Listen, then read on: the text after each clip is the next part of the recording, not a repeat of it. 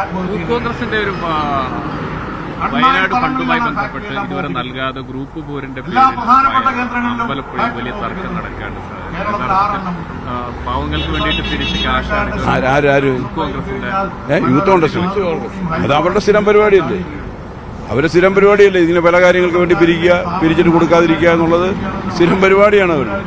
അവര് പിരിച്ചത് ഏതെങ്കിലും നടന്നിട്ടുണ്ട് കേരളത്തിൽ? പണം പിരിച്ചത് നാട്ടുകാരുടെ നിന്ന് പണം പിരിച്ചിട്ടുണ്ട്.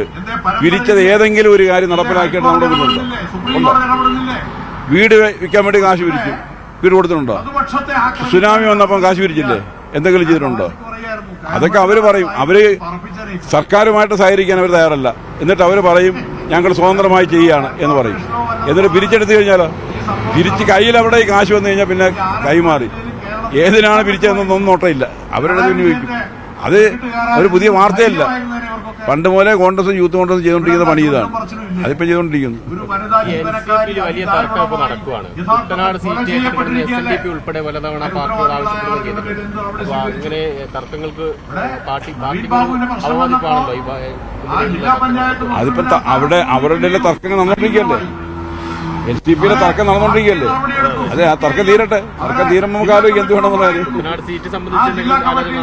അത് അവരുടെ തർക്കം പറ്റിയാലും തീർന്ന് വരട്ടെ. അപ്പം നമുക്ക് ആലോചിക്കാം എന്ത് വേണമെന്നുള്ള കാര്യം. ഇപ്പൊ നമുക്ക് പറയാനുണ്ട്. ഇപ്പൊ നമ്മളെ NCPക്ക് കൊടുത്തിരിക്കുകയാണ്, അവിടെ നിൽക്കുകയാണ്. അവർ അടി നടന്നുകൊണ്ടിരിക്കുകയാണ്. അടി മൂക്കട്ടെ, നല്ലപോലെ മൂക്കട്ടെ. അല്ല ഇപ്പൊ നമുക്ക് എന്ത് ചെയ്യാൻ?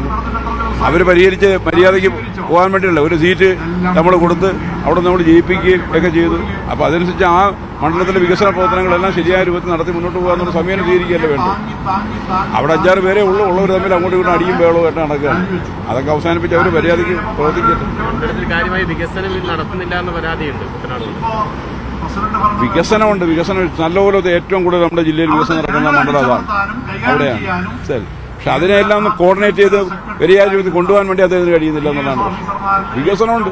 കുട്ടനാട് പാക്കേജുമായി ബന്ധപ്പെട്ട എത്ര കോടികളുടെ വികസനമല്ലേ, അതിനെ സമയബന്ധമായിട്ട് നടപ്പിലാക്കി കൊണ്ടുപോകുന്നില്ല എന്നുള്ള കുറവാണ് അവിടെ ഉള്ളത്. NCPയിലെ അടിമൂട്ടുന്നത് യഥാർത്ഥത്തിൽ കുട്ടനാട് വികസനത്തെ കൂടി ബാധിക്കില്ലേ? അല്ല, ആ സമയം കൂടെ തന്നെ വികസനത്തിന് വേണ്ടി മണ്ഡലത്തിൽ ശ്രദ്ധിക്കാമല്ലോ. തർക്കം മാറ്റിവെച്ച് വികസനത്തെ കേന്ദ്രീകരിക്കണം. ആ വികസനത്തെ കേന്ദ്രീകരിച്ച് മര്യാദയ്ക്ക് ജനങ്ങളുമായി ചേർന്ന് നിന്ന് പ്രവർത്തിക്കുക, അതാണ് വേണ്ടത്. അതിലേക്ക് വരും.